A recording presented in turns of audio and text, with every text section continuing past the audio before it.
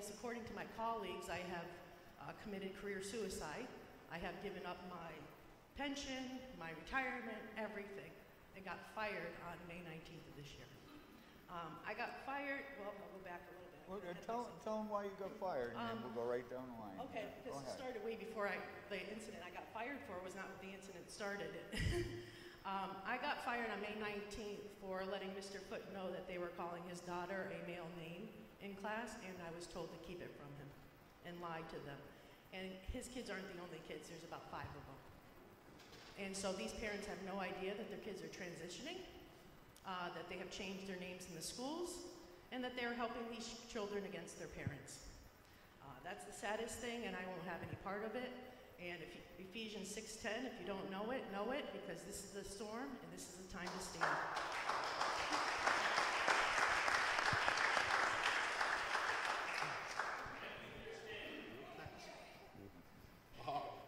Kind of hard to follow Bonnie, but my name's Stephen Foote. 2 children in the middle school. They're 12 and 13 now. When the stuff with the transgender thing started, they were 11 and 12. I'm just a local mechanic in town and live in the same town, and the stuff that's going on in our school system is going on in everybody else's, I can guarantee it. It's scary. When you hear all the stuff that we have to tell you about, it's gonna scare you even more, and you're gonna want to homeschool your kids even more. You know, I want you to touch on something that for me was really bothersome. I knew that it was taking place, but I want you to share with me the way the school district willfully and intentionally tried to divide you and the kid's mother. They thought they saw an opportunity to strike there, and they willfully and intentionally tried to create divide. When we found out what was going on with not only our daughter Brenna, but with our son Gavin as well, we set an appointment with the school's head principal, Stacy Monette. I had run-ins with her before over some other issues that were going on in our school system. So she knew who I was, she knew my stance on things. Come the day of the meeting, she tried calling my kid's mother on the phone, which was supposed to be a Zoom meeting about 5 minutes before it started, to try to convince her otherwise of what she was thinking and how she was feeling. Because she knew once I got into the Zoom meeting that it was going to be over for her. Luckily, their mother said, no, both of us are supposed to be here, and we stood together and didn't let it happen. But they will try to divide and conquer people. That's what they do. Yeah, and this is super important, is this type of division. They will do this on purpose, and they will try to pit one parent against the other.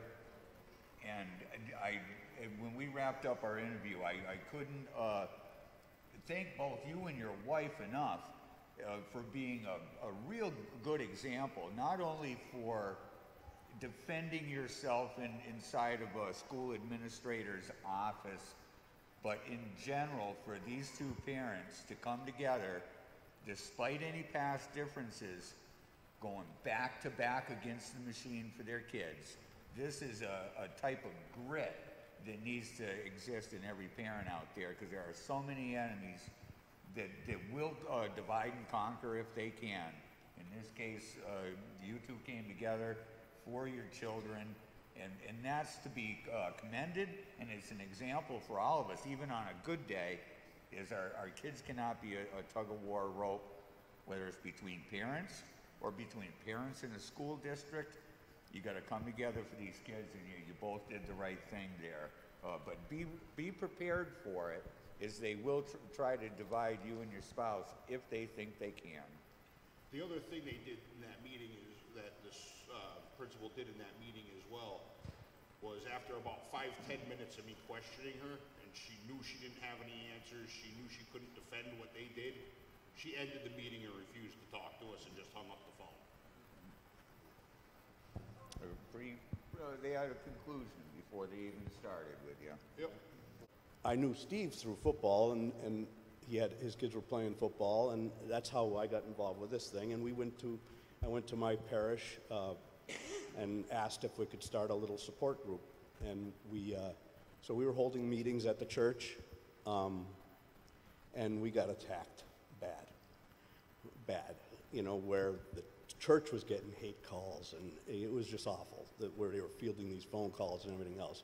And since I had to actually move it out of there, sadly, but still involved with this group, and because I think it's just something that really needs to be addressed.